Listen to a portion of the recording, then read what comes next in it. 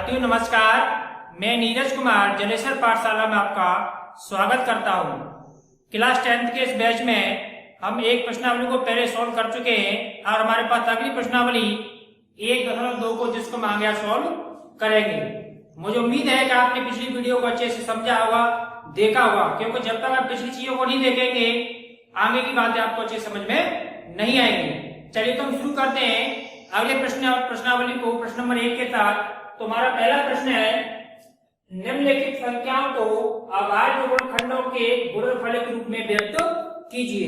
शायद आप जिन बच्चों ने पिछली वीडियो देखी होगी उनको पता होगा, मैं आपसे पहले इन चीजों को लेकर चर्चा कर चुका हूं कि अभाज्य गुणनखंड और गुणज में क्या अंतर होता है। थोड़ा शॉर्ट में इसको दोबारा बताना चाहूंगा मैं।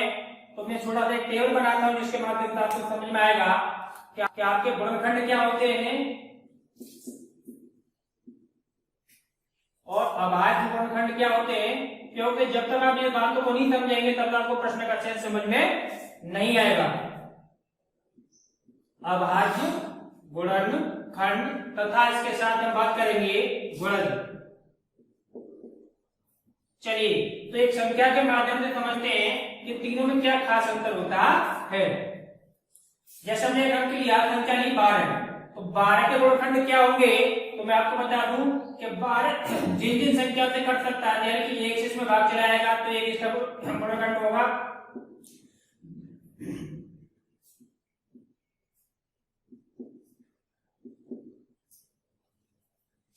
तो 1 से भाग गया तो 1 से इसका गुणनखंड होगा, 2 से जाएगा 2 गुणनखंड होगा, 3, 4, 6 और 12। और इसके अभाज्य गुणनखंड क्या होंगे, तो आप इस तरह से गुणनखंड करते आ रहे हैं, आपने इस तरह से काफी बार किया भी होगा।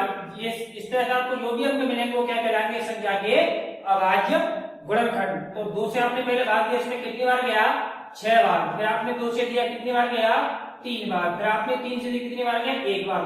अर्थात 12 के जो अभाज्य गुणनखंड वो कितने कहलाएंगे आपके, तो 2 गुणा 3। अब हम बात करते हैं इसके गुणज की।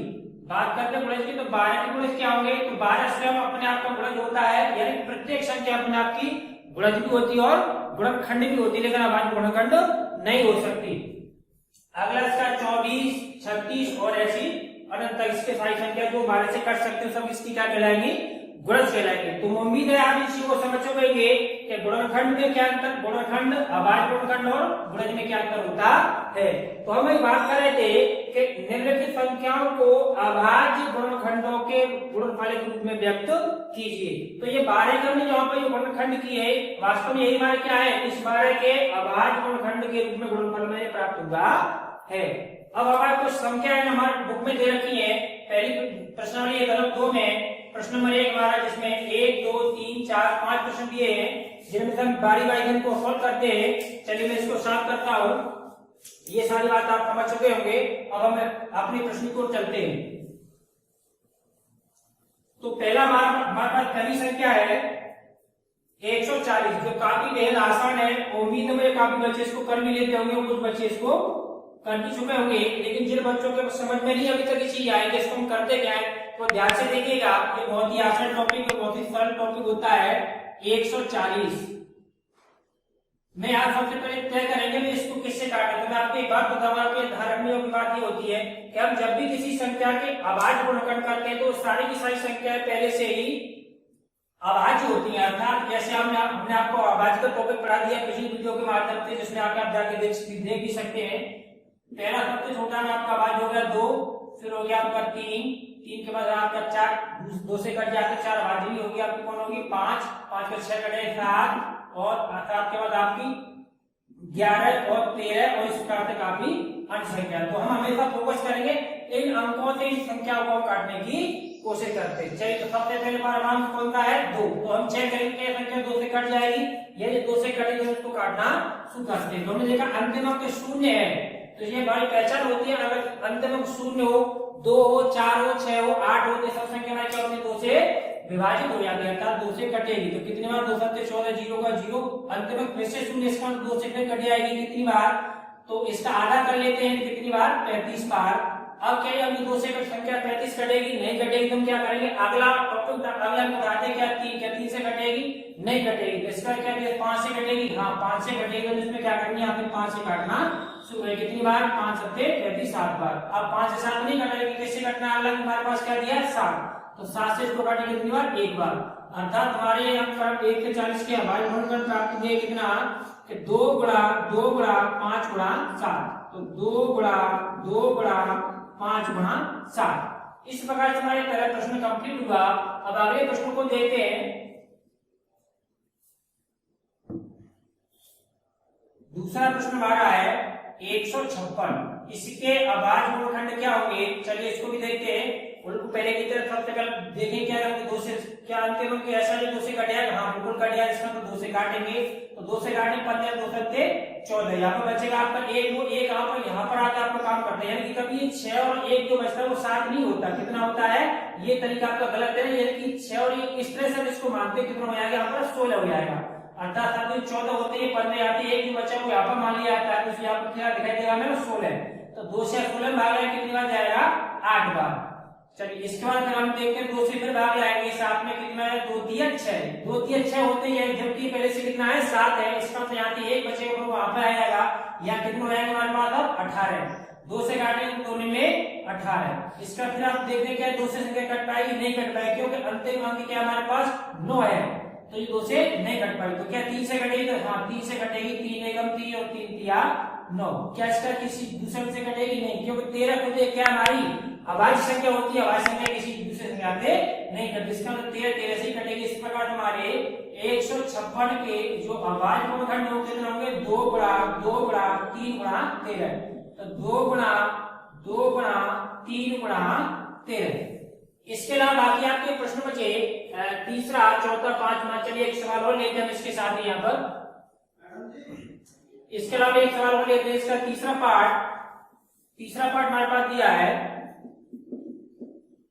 3825, क्या यह संख्या हमारी 2 से कटेगी, नहीं कटेगी, चलिए चेक करते क्यों नहीं कटेगी, अंतिम अंक हमारा कितना है 5 है, तो 2 से नहीं कटेगी, तो क्या 3 से कटेगी, तो 3 से कुछ बच्चे क्या करते हैं इसमें सीधे भाग दिया शुरू कर देते, कभी कभी क्या होता है वो हमको 3 से नहीं कट पाता, तो हम इसको एक बार रीचेक कर लेते हैं कैसे कट पाता है, तो हम अंकों को जोड़ के देखते हैं, अंकों को जोड़ने पर जो अंक नई संख्या प्राप्त होगी तो वो 3 से विभाजित है, इसका मतलब पूरी संख्या 3 से कट जाएगी, 3 की विभाज्यता का नियम होता है, अगर आपको नहीं आता तो एक वीडियो के माध्यम से आपको प्रोवाइड करा देंगे, फिलहाल आप इसको देखने की कोशिश करें, तो 5 2 कितना होगा हमारे पास 7 8 कितना होगा 15 15 3 कितना होगा 18, इसका मतलब 18 है, 3 से कहती है हमारी संख्या विभाजित, इसका मतलब पूरी संख्या 3 से हमारी कट जाएगी। चलिए तो इसको हम काट के देखते हैं, काटने का मतलब 3 से भाग लगा के देखते हैं, 3 एकम 3, अब देंगे इसमें 8 में तो 3 दूनी 6, 3 दूनी 6 होते, लेकिन यहाँ पर कितना हमारा 8, इसका मतलब कितने बचे 2 बचे हमारे पास, वे वाले ये बचे वाले 2 और ये वाला 2 मिला के मैं कितना होगा 22 दिखाई देगा। मैं अब आप 3 से यहाँ पर 22 में भाग लगाएंगे, 3 सत्ते 21, जबकि हमारे यहाँ पर कितना है 22 था, अब यहाँ पे फिर हमारे 1 बचेगा, तो यहाँ पर कितना हो जाएगा, यहाँ पर 1 आपका यहाँ पर शुरू होगा, तो कितना होगा आपका 15, तो 3 पंजे 15। चलिए अब इसके बाद हम देखते हैं क्या 3 से गुणा कटेगी, हम फिर से चेक कर लेंगे, जोड़ने का 7 और 5 आपका कितना होगा 12 और 2 कितना होगा 14 1 15, इसका मतलब 3 से फिर कट जाएगी, तो 3 6 12 और 3 से फिर बाहर लाएंगे, 3 दूनी 6 और फिर आते 1 बचेगा, 3 पंजे 15। अपने चेक करते कैसे 3 से कटेगी, जोड़ के देखिए 5 और 2 कितना होगा हमारे पास 7 और 4 कितना हो गया 11, 3 से नहीं कटेगा, अर्थात संख्या पे 3 के बाद 4 से काट देंगे, क्योंकि 4 कैसी एक भाज्य संख्या है, हम आपको पहले बता देंगे हम किससे काटेंगे, जो ऑलरेडी कहती होगी अभाज्य संख्या होगी, तो हम अगला अंक लेते हैं 5, क्या लेते हैं 5, तो 5 की पहचान होती है अंतिम अंक या तो 0 या फिर 5 हो, वो संख्या 5 से विभाजित हो जाती है। चलिए देखते हैं 5 से 4 भाग देंगे, नहीं जाएगा, दोनों को एक साथ लेके चलते हैं, कितना हो गया 42, ये तो 5 से 42 बार आएंगे तो 5 8 40 होते हैं, यहाँ कितने हमारे पास 42, इसका मतलब 2 बचेंगे और वो 2 यहाँ पर आके ऐड होंगे, इसमें 5 में तो कितने आएंगे 25 यानी कि 25, 5 पंजे 25, अब 5 से फिर कट जाएगा, फिर से काट देंगे तो 5 एकम 5, यहाँ पे बचे 3, आपको यहाँ हो गया 35, 5 सत्ते 35, अब आपके पास यहाँ कितना बचा 17, 17 को कहती है अभाज्य संख्या जो किसी से नहीं कटी, इसका मतलब 17 17 से कटी आपकी कितनी एक बार। चलिए अब इसके सारे अंकों को नोट कर लेते, तो 3 यार 825 के आपके अभाज्य गुणनखंड होंगे, तो होंगे आपके कितने 3 गुणा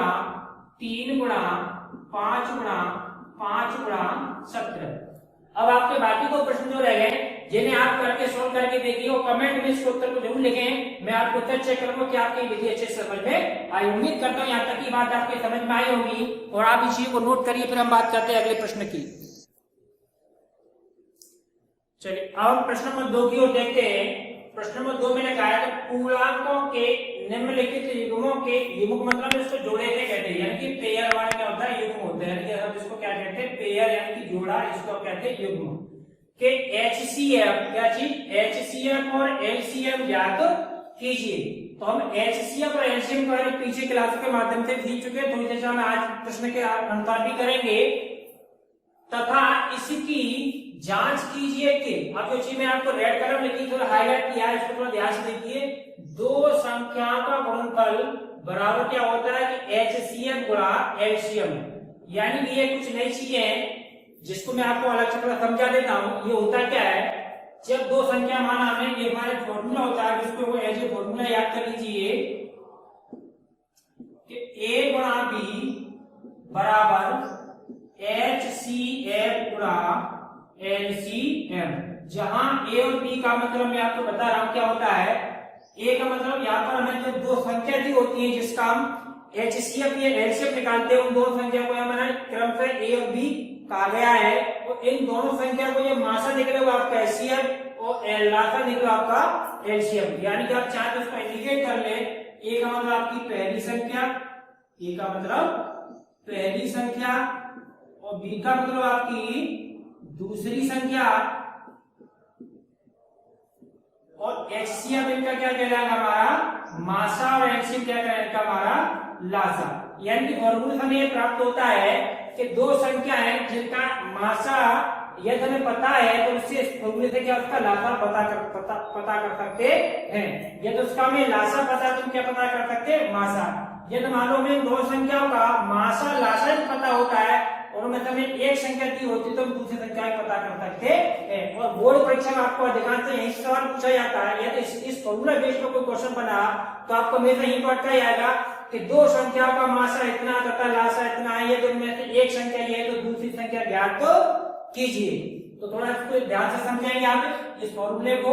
द्वारा का फिर से देखिए, आपको फिर समझा रहा हूं कि A गुणा B का मतलब आपका पहली संख्या गुणा दूसरी संख्या, जिससे हम इकट्ठा कहे तो हम कह सकते हैं 2 संख्याओं का गुणनफल। कभी कभी आपको प्रश्न इस तरह से घुमा के पूछा है यदि 2 संख्या का गुणनफल इतना है ये तो उनका मासा इतना हो तो लासा ज्ञात कीजिए। तो 2 संख्या का गुणनफल का मतलब होता है कि A और B को दोनों को इकट्ठा गुणा करके आपको उन्होंने आपके सामने रख दिया है। तब आपको आपका मासा या लासा दे देंगे, तो मासा देंगे तो लासा की बात करेंगे, लासा देंगे तो मासा की बात करेंगे। तो मैं आते हैं इसके 3-4 रूपों में इसको देख सकते हैं। यही से इसका पहला रूप आपका यही बन जाएगा। इसी फॉर्मूले से हम क्या देख सकते हैं कि पहली संख्या यानी कि A बराबर मान बनेगा कि HCF गुणा LCM और अपॉन में क्या आएगा आपका B, अपॉन में क्या आएगा B, यानी कि दूसरी संख्या। यानी कि आप पहली संख्या पता कर सकते हैं। या मान लो आपको पहली संख्या तो आप दूसरी संख्या को लेकर कभी कंफ्यूज कर दिया जाए तो इसमें कंफ्यूज होने वाली बात नहीं है। यदि आपको A पता करना तो B अपॉन में आता है, B पता करना तो फिर आपका A अपॉन में चला जाता है। बाकी आपका HCF तथा LCM योग तो बना रहता है। अब इसका तीसरा फॉर्मूला जिससे बनेगा वो रहेगा, यदि मान लो आपको पहली संख्या और दूसरी संख्या दे रखी है, यदि आपको पहली संख्या और दूसरी संख्या दे रखी है और उन्होंने आपको पूछ लिया एलसीएम तो फिर आपको एलसीएम दे रखा होगा, या पूछ लिया एचसीएफ तो फिर आपको एलसीएम दे रखा होगा। चलिए मान लिया हमें इसका एचसीएफ निकालना होता तो क्या लिखते, तो हम लिखते हैं कि एचसीएफ बराबर कि पहली संख्या गुणा दूसरी संख्या बटे एलसीएम। चौथे इसके फॉर्मूले की बात करेंगे तो मान लो मैं अगर एलसीएम पूछा था तो पहली संख्या गुणा दूसरी संख्या बटे एचसीएम। अर्थात ये फॉर्मूले जो हमने 4 पार्ट में आपको लिखे वास्तव में तो ये एक फॉर्मूला है, लेकिन हम इसको 4 प्रकार से यूज में ला सकते हैं। अब बिल्कुल इसी कॉन्सेप्ट पर आधारित आपको ये प्रश्न है जिसको मैं एक एक करके समझते हैं। एक प्रश्न हम इसका लेते हैं जिससे आपको ये सारी चीज क्लियर हो जाती है। चलिए तो मैं पहले प्रश्न को सॉल्व करता हूं और ध्यान से देखेंगे इसमें पहले प्रश्न का जवाब कैसे होगा। तो हल पहला प्रश्न हमारा है जिसमें दे रखा है 26 और 91। हमें दोनों संख्याओं का क्या निकालना है, इस प्रश्न का अर्थ हमें दोनों का पहले HCF निकालना है, यानी कि मासा निकालना है, फिर इसका LCM भी निकालना है। उसके बाद हमें इसकी जांच भी करनी है कि दो संख्या का गुणनफल जो है उनके HCF तथा LCM के बराबर आता है कि नहीं आता है। चलिए हम देखते हैं। सबसे पहले मैंने आपको बताया था अभाज्य गुणनखंड में विषम संख्या को क्या करते हैं, सबसे पहले अभाज्य गुणनखंड करते हैं। तो हम लिखेंगे अभाज्य गुणनखंड करने पर, क्या लिखेंगे, अभाज्य गुणनखंड करने पर। चलिए, तो मैं आपको इस तरह से बताया था, आप 26 के डायरेक्ट लिख लीजिए। अगर आपको नहीं आते हैं तो आप बिल्कुल इसी पैटर्न पर इसको सॉल्व करिएगा, जिससे आपको कहीं भी कोई गलती होने के चांस ना बढ़े। तो 2 से आपने भाग लिया तो 2 एकम 2, 2 3 6 पर आपने 13 भाई संख्या 13 थे, आप 13 को काट देंगे एक बार पे आपने यहाँ पर लिख दिया 91। 91 गुणनखंड आप इस तरह से करेंगे अभाज्य गुणनखंड, तो क्या आपको देंगे कि 7 करें आपको कितना, 13 बार, और 13 से 13 काटेंगे कितनी बार, एक बार। अब दोनों संख्या को अभाज्य गुणनखंड ले जाएंगे तो 26 के बराबर लिखेंगे 2 गुणा 13, यानी कि 13 दूनी 26। अब लिखेंगे 91 है, 91 कितना होगा आपका, तो 7 गुणा 13, 7 गुणा 13, यानी कि 13 सत्ते 91। अब मासा के लिए हम आपको बताते कि मासा इन दोनों का वह अंक होगा जो इन दो संख्या को पूर्ण से विभाजित कर दे, या फिर आप यहाँ पर देखिए कॉमन डिजिट होती है, कॉमन संख्या होती है कि यहाँ पर 13 इसमें भी उपलब्ध है, यानी कि 13 यहाँ पर भी है और 13 यहाँ पर भी। तो यही चीज हमारा क्या कहलाएगा, इस दोनों संख्याओं का मासा कहलाएगा। यदि हम बात करते हैं लासा की, तो लासा हमारे पास क्या होगा, तो हम लिखते इसका लासा बराबर, तो लासा के लिए आप लिखेंगे 2 गुणा 7 गुणा 13। अब इनका गुणा करेंगे तो 13 सत्ते 91 गुणा 2 और 2 से गुणा करेंगे तो 2 एकम 2 और 2 में 18, यानी कि 182। अर्थात 26 और 91 का मासा में प्राप्त हुआ कितना, 13, और लासा प्राप्त हुआ 182। अब इसकी सत्यता की जांच करेंगे, इसको मैं इधर देख लेते हैं। तो ना ये जांच कीजिए कि दो संख्याओं का गुणनफल उनके HCF तथा LCM के बराबर आता है कि नहीं आता है। तो दो संख्याएं, ये वाला हिस्सा आपका क्या कहलाएगा, LHS, और ये वाला हिस्सा आपका क्या कहलाएगा, RHS। तो पहले हम इसका LHS 12 भाग लेते हैं कि LHS बराबर दो संख्याएं की हमारी क्या है, A और B है, यानी कि पहली संख्या बड़ा दूसरी संख्या। हमारे पास पहली संख्या एक कौन सी संख्या कहलाएगी, A कहलाएगी 26 और B कहलाएगी हमारी कितनी, 91। दोनों को रख के देखते हैं तो 26 गुणा 91, 26 गुणा 91। अब इसका हम गुणा करेंगे, चलिए तो इसको गुणा साइड में कर लेते हैं। तो आपने लिख दिया 26 गुणा 91, तो आपने क्या 2 एकम 6 एकम 6 और 6 में 54 गुणा 2 एकम 2 और 9 दूनी कितना हो गया आपका 18। अब इसे जोड़ लीजिए, कितना हो गया 6, 4 को कितना हो गया 6, 8 5 के 13 3 हाथ चले कितना हो गया 4366। कितना हो गया हमारे पास 4366। अब इसका दूसरा भाग हम देख लेते हैं। दूसरे भाग इसके RHS वाला जो भाग है इसकी सत्यता की जांच हमें करनी थी। उसमें क्या लगाता है HCM गुणा LCM। चलिए इसको लिख लेते हैं हम। तो RHS बराबर क्या हमारा HCM यानी कि मासा गुणा LCM यानी कि लासा। तो हमारे मासा है HCM कितना आया, हमारा HCM मासा आया 13, कितना आया 13। इसके हम 13 को रख लिया, LCM कितना हमारा 182, कितना आया 182। चलिए इसका गुणा कर लेते हैं हम इधर साइड में। तो 182 गुणा 13, तो 13 2 26 के 6 और मतलब आपका लगा 2 और 13 पंजे 13 104 तो कितना 106, आखिर आपका लगा 10 और 13 10 कितना हो गया आपका 23, कितना हो गया। चलिए तो हम देख रहे थे कि 182 में 13 कितना है 2366, तो इसमें मिस्टेक होगी यहाँ पर लिखने में, अपने यहाँ पर कितना है 2366।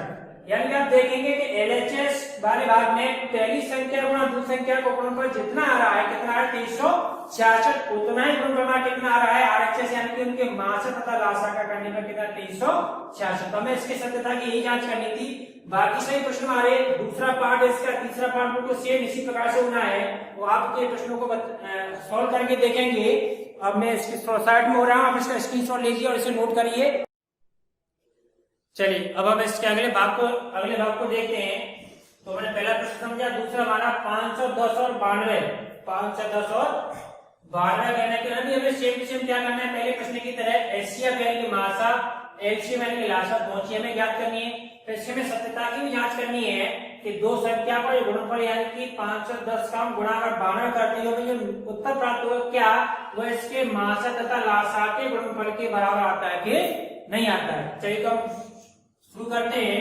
दूसरा भाग इसका 510 और 92। तो सबसे पहले क्या करेंगे इसके हम अभाज्य गुणनखंड करने पर तो 510 के गुणनखंड इस प्रकार से करेंगे। अंतिम अंक 0 है, इसका मतलब ये 2 से कट जाएगा तो 2 दूना 4 यहाँ बचेगा 1 हो जाएगा। यहाँ पर 11 2 पंजे 10 यहाँ बचेगा 10 से 1 फिर 2 पंजे 10। अब ये 2 से कटेगा नहीं कटेगा, जो करते हैं उनके बाद क्या है 5 है। अब इसको हम काट चेक करेंगे 3 से कट जाएगा तो 5 5 और 10 तो कितना होगा 12। इसका मतलब इस संख्या हमारी 3 से कट जाएगी। चलिए तो 3 से काटते हैं तो 3 से 2 में भाग जाएगा, हमें 25 में देंगे तो 3 अट्ठे 24, यहाँ पे बचेगा 1, यहाँ हो जाएगा 15। तो 3 पंजे 15। अब क्या है 8 5 3 से नहीं कटने वाली संख्या इसका बचेगी किससे कटेगी 5 से। तो 5 से 5 यहाँ से बचेगा 3, यहाँ हो जाएगा 35, 5 सत्ते 35। अब इसके बाद 17 भाज्य संख्या से किसी से नहीं करेगी 17 एकम 17। अब एकदम इसके साथ इसको 92 को 92 गुणनखंड करेंगे 2 से काटेंगे तो 2 चौके 8, 2 चौके 8 जबकि हमारे पास 9 है, यहाँ पे बचेगा 1 तो हो जाएगा कितने हमारे 12 हो जाएंगे 2 छक्के 12। इसके बाद 2 से काटेंगे 2 2 में 4 2 दिया 6। अब 23 हमारी अभाज्य संख्या जो किसी से नहीं कटेगी, इसका मतलब 23 को 23 से काट सकते हैं तो 23 एकम 23। अब बात करते हैं सबसे पहले कि इसकी मासा यानी कि HCF कितना होगा। तो HCF या तो आप एक स्लाइड देख लीजिए, आप क्या पहले एक तरह कर लेते हैं। सबसे पहले कि अभाज्य गुणनखंडों को लिख लेते हैं। तो 510 के अभाज्य गुणनखंड होंगे कितने 2 गुणा 3 गुणा 5 गुणा 17, अर्थात 2 गुणा 3 गुणा 5 गुणा 17। और 92 के हमारे गुणनखंड होंगे 2 गुणा 2 गुणा 23, यानी कितने 2 गुणा 23। अब देखिए इसका क्या आएगा मासा यानी कि HCF कितना होगा हमारा। तो देखिए सेम है, कॉमन अंक कौन कौन से हैं। तो यहाँ 2 का अंक है, यहाँ भी 2 का अंक है तो हमने 2 को नोट कर लिया। अगले इसका अंक 3 है, 3 इसके पास ही तो छोड़ना पड़ेगा हमें, 2 इसके पास ही छोड़ना पड़ेगा, 5 इसके पास है इसके पास नहीं है तो छोड़ना पड़ेगा, 17 इसके पास है 17 इसके पास है, मतलब हमें कुल मिला के छोड़ना पड़ेगा। अर्थात हमारा मासा कितना कहलाएगा, इसका सिर्फ मासा बनेगा हमारा 2। कितना बनेगा 2। अब इसके हम लासा की बात करते हैं तो लासा बराबर, तो लासा में क्या करते हैं जिस अंक की पुनरावृत्ति सबसे अधिक बार होती है हम उसको नोट कर देते हैं। तो हम यहाँ पे देखिए यहाँ पे 2 का अंक एक बार है, लेकिन यहाँ पे 2 कितनी बार 1 2 2 बार, इसका मतलब 2 गुणा 2 जो अधिक बार है हम उसको नोट करते हैं। अब 3 का अंक यहाँ पर एक बार यहाँ एक ही बार नहीं है, फिर भी हम 3 के अंक को क्या करेंगे नोट करेंगे। तो इसके बाद हमारा 5 यहाँ पर नहीं है लेकिन फिर इसको नोट करेंगे। तो इसका 17 को भी नोट करेंगे, इसका फिर हमारा कितना आएगा 23, सबको नोट कर लिया। अब सभी हम क्या कर लेते हैं गुणा कर लेते हैं। चलिए गुणा को एक बार में नहीं कर सकते, इसको खंड खंड करके हम इसको टुकड़ों में बांट के कर सकते हैं। तो 2 गुणा 2 कितना होगा 4 4 और 4 के कितना होगा 12 12 5 कितना होगा 60। तो आप यहाँ तक गुणा नोट करेंगे कितना होगा 60 गुणा 17 गुणा 23। अब इसके बाद हम देखेंगे तो 60 गुणा 17 गुणा कर सकते आराम से, क्यों कहते हैं 60 का जीरो आप यहाँ पर आएगा आपको रहेगा सिर्फ 6, कितना रह गया 6। अब 17 गुणा 6 तो 17 छक्के 102 गुणा आपको कितना हो गया 23। अब 23 साल इसमें गुणा कर लेंगे आराम से कितना 23 जीरो का जीरो लगाएंगे 23 दूनी 46, आगे जीरो से 23 दूनी 40 पूजा लिख लेंगे यहाँ पर और 23 एकम 23। तो आपको कुल मिला के कितना 23,460 23,460। अब इसका हम देखते हैं LHS RHS का भाग किस प्रकार से सत्यता में आता है, इसकी हम जांच करेंगे। तो हम यहाँ पर हेडिंग लगा सकते हैं जांच के लिए क्या लेंगे सबसे पहले LHS और LHS वाला भाग आपको पहले बताया क्या था, तो 2 संख्याओं का गुणनफल। तो 2 संख्या गुणनफल की संख्या हमारी A और B यानी 510 और 92 है, कौन सी 510 और 92। तो 510 गुणा 92, चलिए इसको हम 60 में गुणा कर लेते हैं। तो 510 गुणा 92, चलिए 2 से करें 2 जीरो का 0 2 एकम 2 का 2 2 पंजे 10 गुणा 9 जीरो का 0 9 एकम 9 और 9 पंजे 45। चलिए इसको जोड़ लेते हैं तो 0 का 0 हो गया, 2 जीरो का 2 हो गया, 9 जीरो का 9 हो गया, 5 है कितना हुआ 6, 4 के हो गए 4, यानी कुल मिलाकर कितना 40,900 920 कितना मिला 46,920। अब इसका मैं RHS देख लेते हैं। तो RHS में हमारे पास दिया है क्या मासा गुणा लासा यानी कि HCF गुणा HCM। अब हमारे पास HCF कितना नोट कर लेते हैं। HCF यानी कि मासा हमारे पास कितना है 2 है तो HCF यहाँ में 2 लिख लिया। लासा हमारे पास 23,460 तो 23,460। अब इसमें आप 2 से गुणा कर लिए 2 जीरो का जीरो लगाएंगे आप और 2 सिक्के बारे में 2 हासिल हो गया आपका 1 2 14 8 कितना हो गया 9 और 2 3 कितना हो गया 6 और 2 2 कितना हो गया आपका 4। तो हमने देखा कितना आया ये भी 46,920। अगर आप क्या करते हैं तो 4 नकली संख्या पर आता है A गुणा B बराबर HCF गुणा LCM। ये आपका अगला प्रश्न कंप्लीट हुआ। आपके पास एक प्रश्न रह गया जिसे आप अपने आप से सॉल्व करेंगे। इसका मैं कमेंट बॉक्स में प्लीज आंसर लिख के जरूर बताइएगा। यदि कोई समस्या रही तो मैं अगली वीडियो के माध्यम से आपकी समस्या को समाधान करूंगा। चलिए मैं इसको साइड होते से आप नोट करिएगा। चलिए अब अगला प्रश्न नंबर 3 यहाँ पे लिखा हुआ है आवाज गुणनखंड विधि द्वारा। आवाज गुणनखंड विधि द्वारा जिसके बारे में अभी आपको पिछले क्वेश्चन के माध्यम से बताया कि क्या होती है हमारी आवाज गुणनखंड विधि। इसके द्वारा उन्हें क्या करना है कि निम्नलिखित पूर्णांकों का HCF यानी कि आपको मासा और LCM यानी कि आपको लसा ज्ञात करना है। पिछले प्रश्न से बनकर इतना है तो वहां पर मैं 2 पूर्णांक दे रखे थे 2 संख्या दे रखी थी। इस प्रश्न के माध्यम से मैं 1 2 और 3 संख्या को मैं HCF और LCM ज्ञात कर सकते हैं।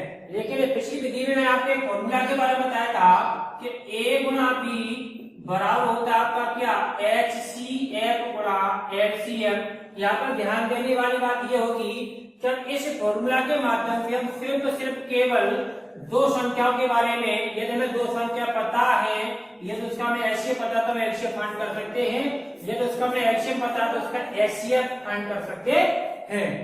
कहने का मतलब ये था सिर्फ 2 संख्या पर आधारित ये फॉर्मूला काम करता है। जब आपकी 2 से अधिक संख्या हो जाएंगी 3 या 4 हो जाएंगे तो आपके फॉर्मूला काम नहीं करता। लेकिन आपके 10th स्टैंडर्ड के मतलब से यानी कि आपके हाई स्कूल के मतलब से इसको देखते हैं तो ये काफी महत्वपूर्ण फॉर्मूला है। तो यहाँ से आपको अक्षरता प्रश्न देखने को मिलते हैं। ये मैं कई साल का अनुभव में रहा है। मैं यहाँ पे देखता हूँ कई बार आपसे कंपटीशन प्रश्न पूछे जाते हैं तो आपकी बोर्ड परीक्षा में आप इस फॉर्मूला के प्रश्न पूछे जाते हैं। तो जिन बच्चों ने इस चीज को थोड़ा से ध्यान से नहीं देखा हो ना समझा तो उसको मैं चाहूंगा आप वीडियो को पुनः बैक करके उसको पुनः समझे और अच्छी से उसको सीख लें।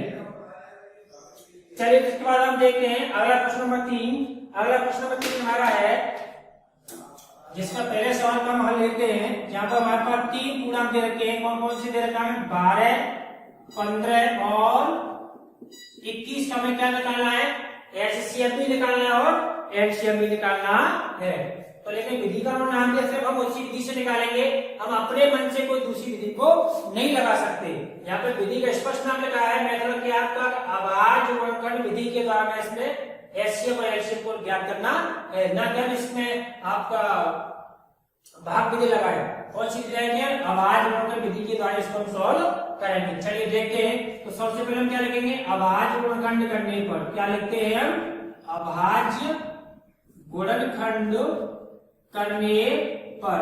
तो जब हमारे छोटे अंक होते हैं उनको डायरेक्ट भी कर सकते हैं। लेकिन आपको बताया जिन छात्रों को डायरेक्ट करना नहीं आता है तो कृपया करके वो उसी मेथड को अपनाएं जैसे मैंने आपको बताया। चाहे संख्या छोटी हो चाहे आपकी संख्या बड़ी हो सकता है थोड़ा सा आपके कुछ सेकंड ज्यादा लग जाए लेकिन आपका प्रश्न कभी गलत नहीं हो सकता।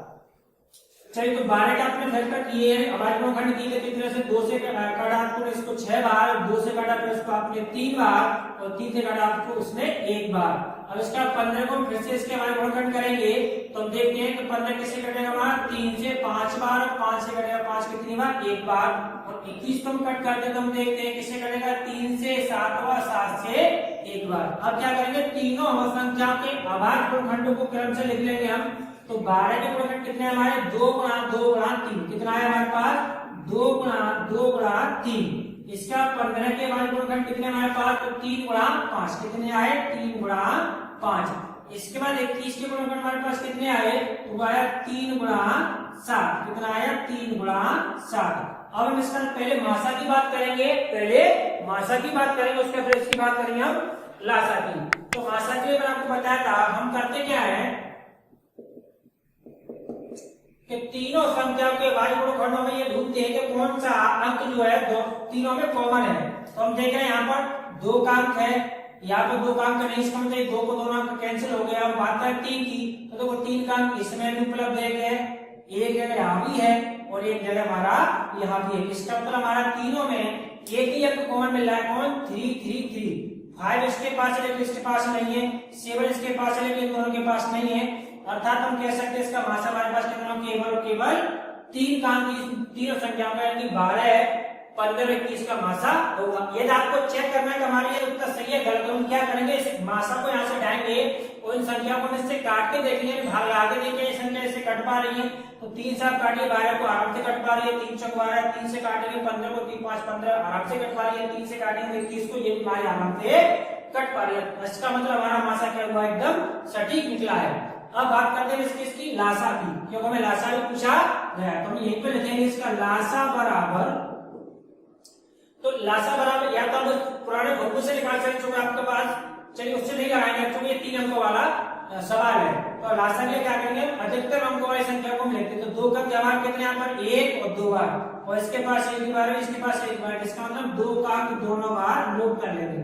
अब 3 का अंक इसके पास भी 1 बार है, इसके पास भी 1 बार, इसके पास भी 1 बार, तो 3 का अंक हम सिर्फ 1 बार ही नोट करेंगे। कभी ऐसा गलती से मत कर देना कि 3 का अंक आप 3 बार नोट कर लें, या थोड़ा ध्यान देने वाली बात है। सर ने कहा था अधिकतम लेते हैं, अधिकतम मतलब ये नहीं है कि आप इसका भी अलग मान ले, इसका भी अलग मान ले, इसका भी अलग मान ले, नहीं।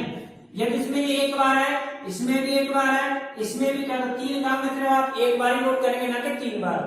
यहाँ पर हम 2 का अंक यहाँ पर लगातार 2 बार था, भले ही में नहीं था, लेकिन हम दोनों अंकों को यहाँ पर नोट कर दिए। इसके बाद हम देखते हैं 5 का अंक हमारे पास सिर्फ एक संख्या में 1 बार है, 7 का अंक सिर्फ इस संख्या में 1 बार था, इसको भी नोट कर लिया। अब संख्या क्या करेंगे, हम गुणा करते आएंगे। तो 5 35 35 105 और 105 दूनी हमारा कितना हो गया, 105 210 और 210 दूनी कितना हो गया 420।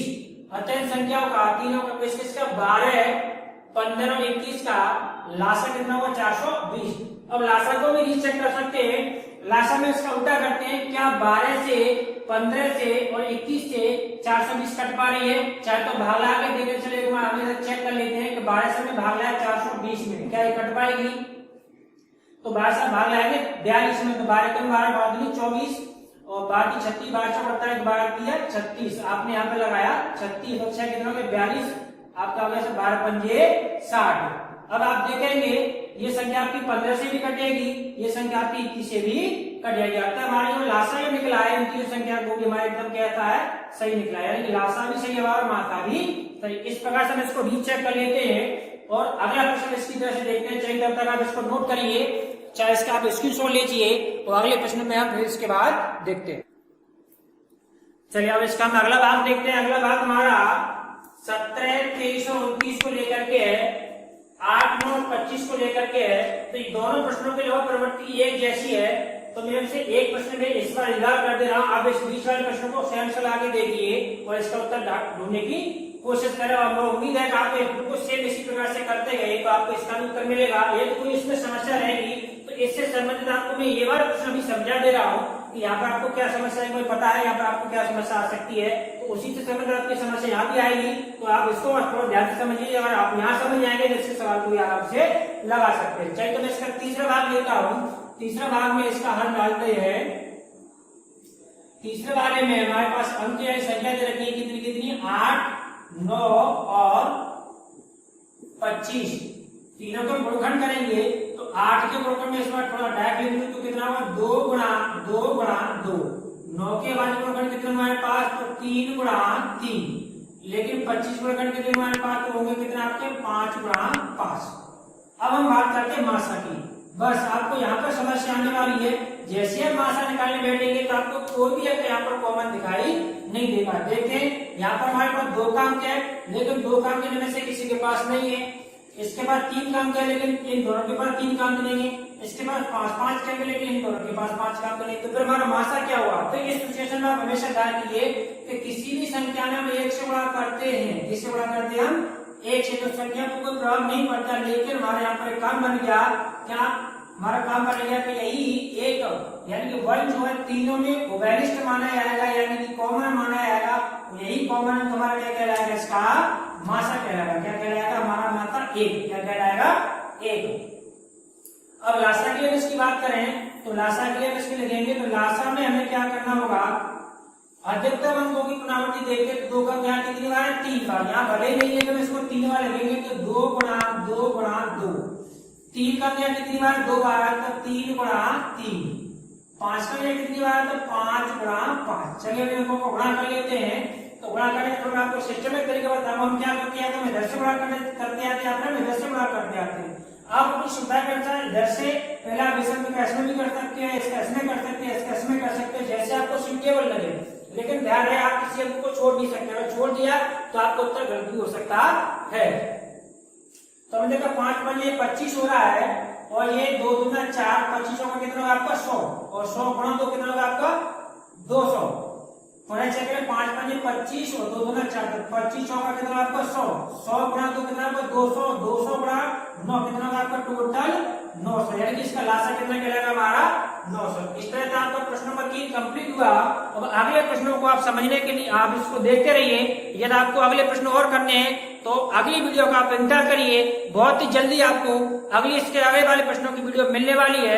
यदि आपको वीडियो अच्छी लगी हो तो प्लीज इसको चैनल को सब्सक्राइब कर लें, जैसे आप चैनल को सब्सक्राइब करते हैं तो जैसे हम यहाँ से अगली वीडियो का आपके पास, जैसे हम वीडियो को अपलोड करेंगे तो सबसे पहले आपके पास नोटिफिकेशन पहुंचेगा, जिससे आपको तुरंत पता चल जाएगा अगली क्लास की, अगली इससे आगे प्रश्नों की वीडियो आपके पास आ चुकी है।